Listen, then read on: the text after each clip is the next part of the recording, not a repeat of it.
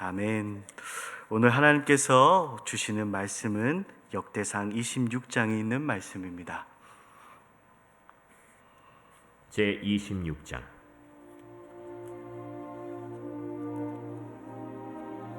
고라 사람들의 문지기 반들은 이러하니라. 아삽의 가문 중 고레의 아들 무셀레미아라.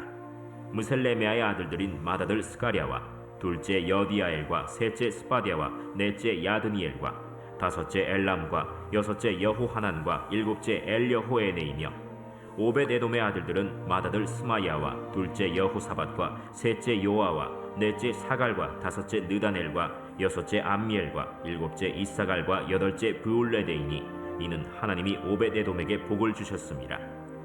그의 아들 스마야도 두 아들을 낳았으니 그들이 조상의 가문을 다스리는 자여 큰 용사라.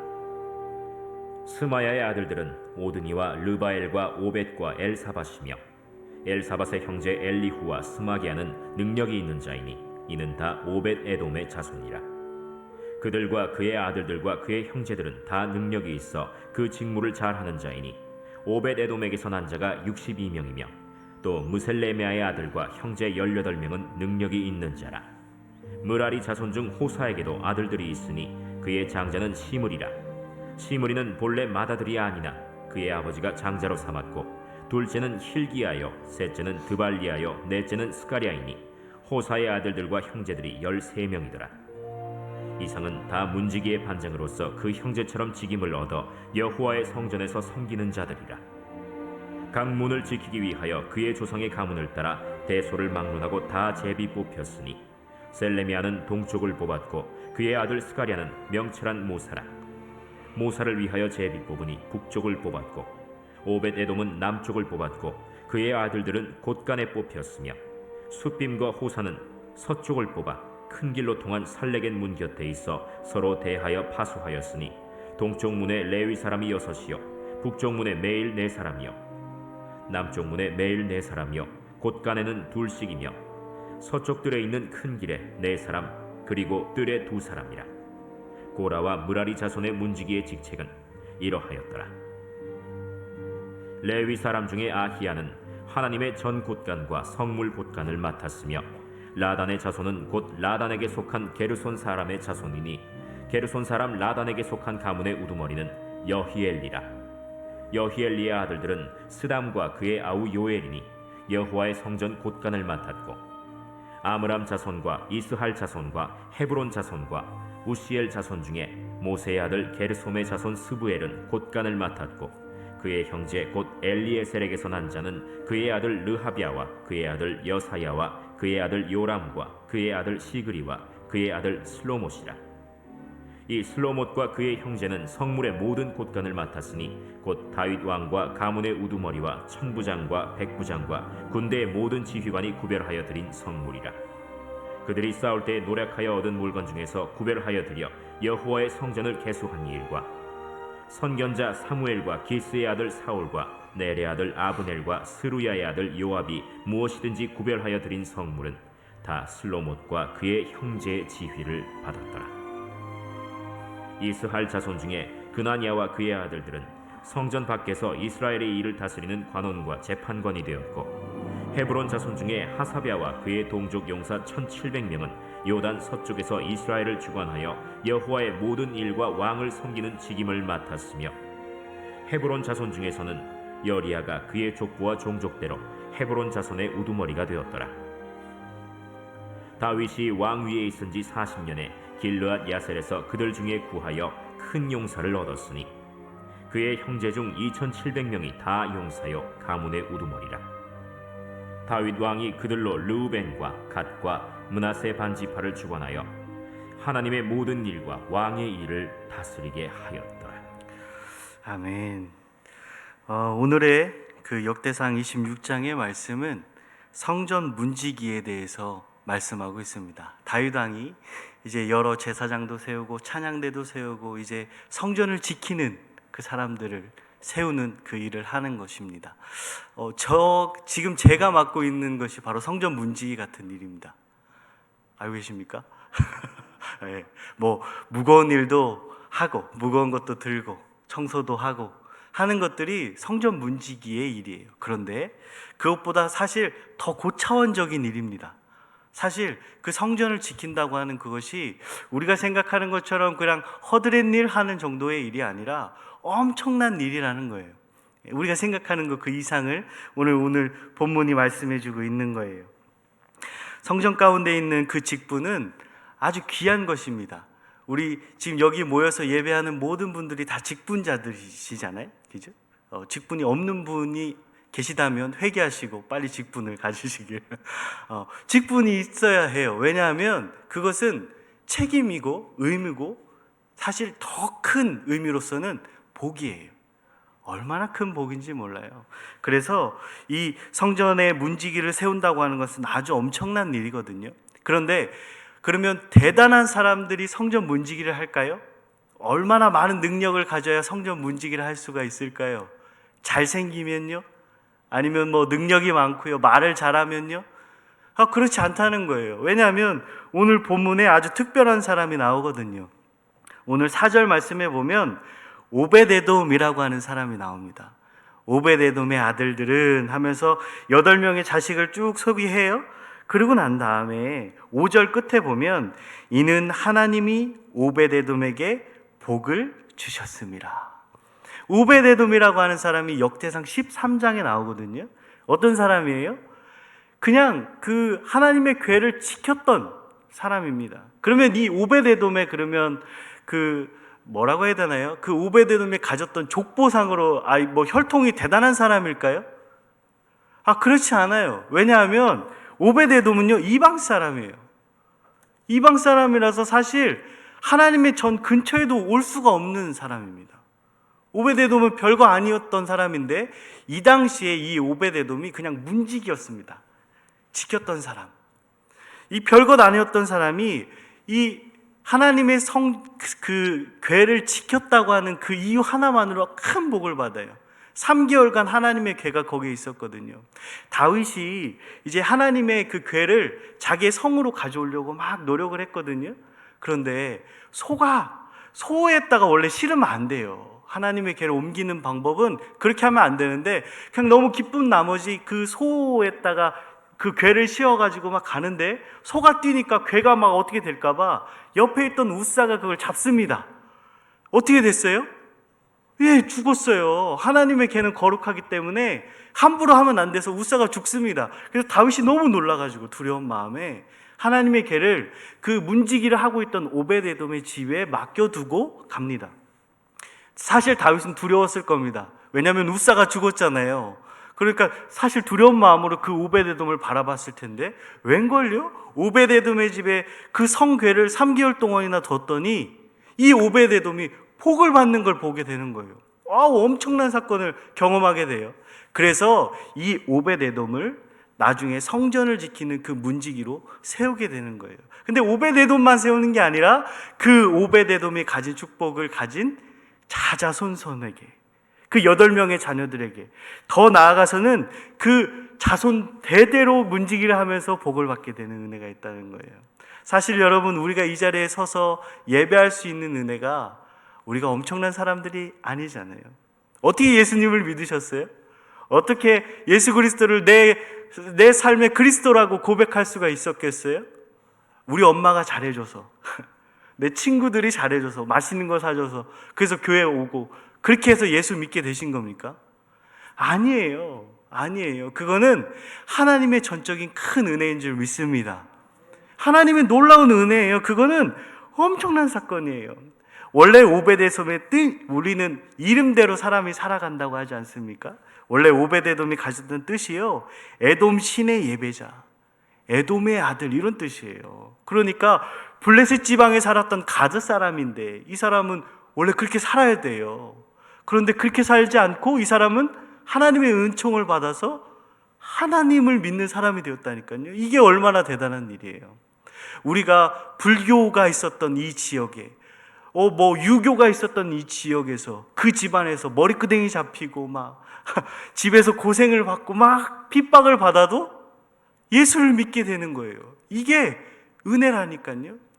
그것은 보통 알 수 없는 은혜예요. 그것을 이 오벳에돔이 받았다는 사실이에요. 그리고 이 오벳에돔이 살아있는 동안에 자자손손이 다 블레셋 사람으로서 그 블레셋에서 그 이방신을 섬기는 것이 아니라 하나님을 섬기는 것을 눈으로 목도하게 됩니다. 여러분, 기도 제목 중에 한 가지가 어떤 거예요? 자녀들이 잘 되게 되는 것. 자녀가 어떻게 되면 잘 되는 걸까요? 제가 아는 권사님들이 계세요. 그렇게 뭐 인간관계가 나쁘진 않아요.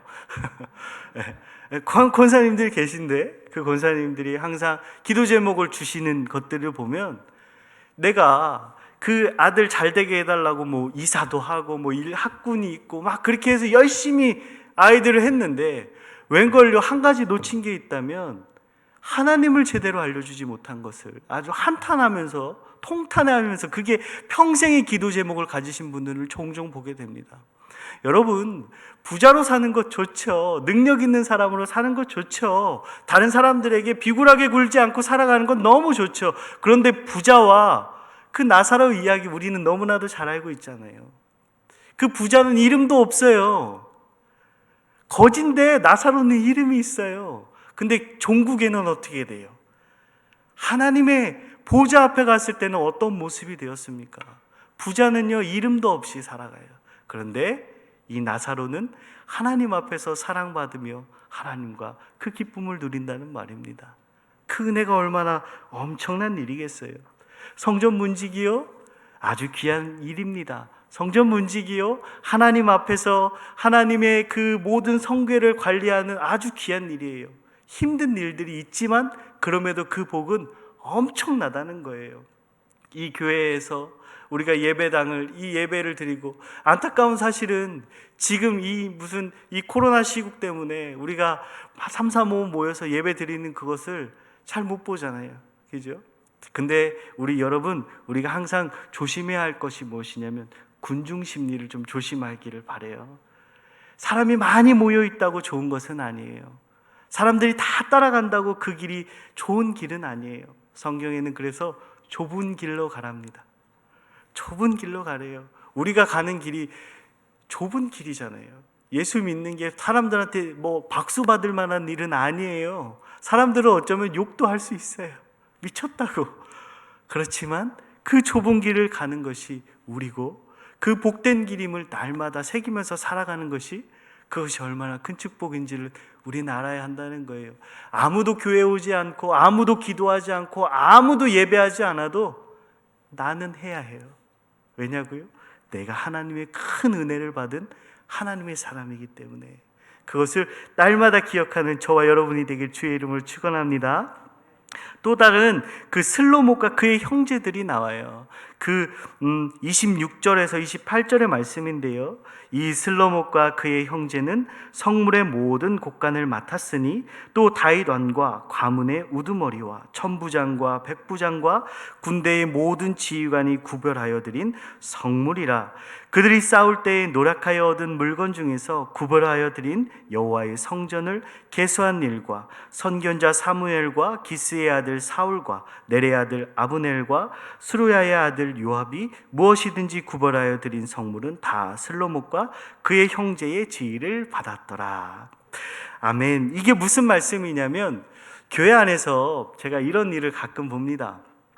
밖에서 참 엄청난 지위를 가지신 분들이 많으세요. 그래서 교회에 오셔서 이제 헌물을 드리고 이렇게 하십니다. 그 하고 난 다음에 그런 것들을 대접받기를 원하시는 분들이 가끔 계세요.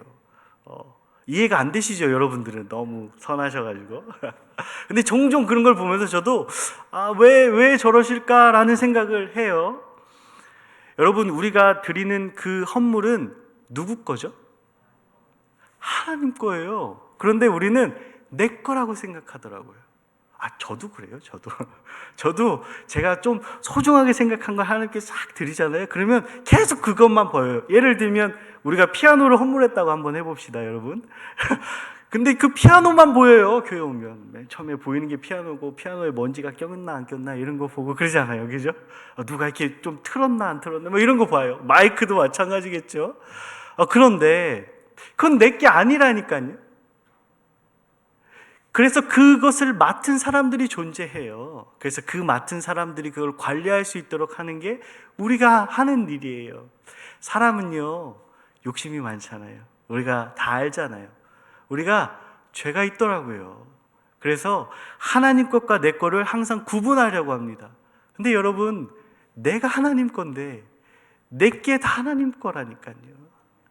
표현이 좀 그렇죠. 하나님 거 그러니까 좀 이상하잖아요. 그런데 아니에요. 하나님이 나를 이 땅에 내가 태어나고 싶어서 태어난 게 아니잖아요. 내가 남자로 태어나고 싶어서 태어난 게 아니잖아요. 내가 우리 집안에 태어나고 싶어서 태어난 게 아니에요. 태어나 보니 우리 엄마 아빠가 있었고, 태어나 보니 남자고 여자고, 태어나 보니 돈이 없고 있고 똑같은 거예요. 그런데 그 상황 속에서 하나님은 나에게 주시는 사명이 있더라고요. 내가 그곳에서 해야 할 한 가지가 있더라고요. 제가 우리 부모님을 극도로 미워했어요. 그렇게 생겼죠, 제가? 왜냐하면 너무 가난했으니까요. 너무 가난해서 우리 부모님이 미웠어요. 왜 하필? 그런데 하나님께서 저에게 응답해 주신 한 가지가 그거였어요. 아들아, 내가 너희 집에 복을 줬어. 무슨 소리입니까? 지금 난 먹고 싶은 것도 못 먹는데 무슨 복이에요. 그런데 우리 가족은 다 예수를 믿더라고요. 그게 복이라는 거예요. 우리 집안이 싸울까요, 안 싸울까요? 엄청 싸워요. 그런데 화해를 잘해요. 미안하단 말도 잘하고 눈물도 잘 흘리고 안아주기도 잘하고 그런 거예요. 예수님은 이 땅에 죄가 없어서 오신 분이 아니라 죄 때문에 오셨잖아요. 이 땅에 있는 악과 악을 다 무너뜨리시고 화해로 하나 되게 하시는 분이 바로 예수님이십니다. 할렐루야. 그래서 그분이 안아주시고 위로하시고 합해 주시는 거예요. 그러다 보니 그 예수님이 큰 복이더라고요. 그리고 제가 해야 될 건 뭘까요? 이제 이 복을 다른 사람들에게 전하는 일을 네가 해주면 좋겠어. 그래서 제가 네 했어요. 뭣도 모르고. 그래서 여기 이렇게 있게 됐네요. 하나님께서는 우리에게 항상 사명과 소명을 주세요. 우리의 자리가 어떤지는 모르겠습니다. 그 자리가 날마다 싸우는 곳이 있을 수도 있고 날마다 부정과 비리가 있는 곳이 있을 수도 있습니다. 그런데 그때 하나님, 지금 이 자리에서 우리가 기도할 때 항상 하나님이 들려주시는 그 음성을 잘 듣다 보면 하나님이 나에게 항상 미션을 한 가지씩 주시더라고요. 오늘은 네가 이런 일을 해주면 좋겠어. 오늘은 네가 참아줬으면 좋겠어. 오늘은 네가 먼저 그 사람에게 다가가 줬으면 좋겠어. 이런 것들을 우리에게 날마다 이야기해 주시더라고요. 오늘 하나님께서는 우리에게 이 자리에 있는 이유가 네가 잘나서가 아니고, 너는 사랑받기 위해 태어났고, 너는 너무 아름답고, 너는 너무 귀하게 내가 너를 만들었어. 그런데 지금 네가 생각하는 것보다 너는 더 훌륭해. 네가 생각하는 것보다 너는 더 아름다워. 그러니까 그 아름다움을 잘 가꾸며 살아가길 바란다. 주님께서 우리에게 그렇게 이야기하고 계신 것 같습니다. 오늘 하나님의 말씀은 그 오베데돔의 그 귀한 복은 부유가 아니라 하나님의 놀라운 복음이라고 이야기하고 있고, 그 은혜는 전적으로 하나님이 내려주신 은혜라는 거예요. 그것을 날마다 지키고 오늘도 지키고 아마 내일도 지켜야겠죠. 그러면서 하루하루 행복한 여러분의 삶이 되기를 주의 이름으로 축원합니다. 기도하겠습니다. 사랑이 많으신 아버지 하나님, 이 새벽 우리에게 귀한 말씀을 주시니 감사합니다. 우리가 낮은 모습으로 귀한 은혜를 입었습니다. 주님의 사랑을 늘 받고 살아갑니다.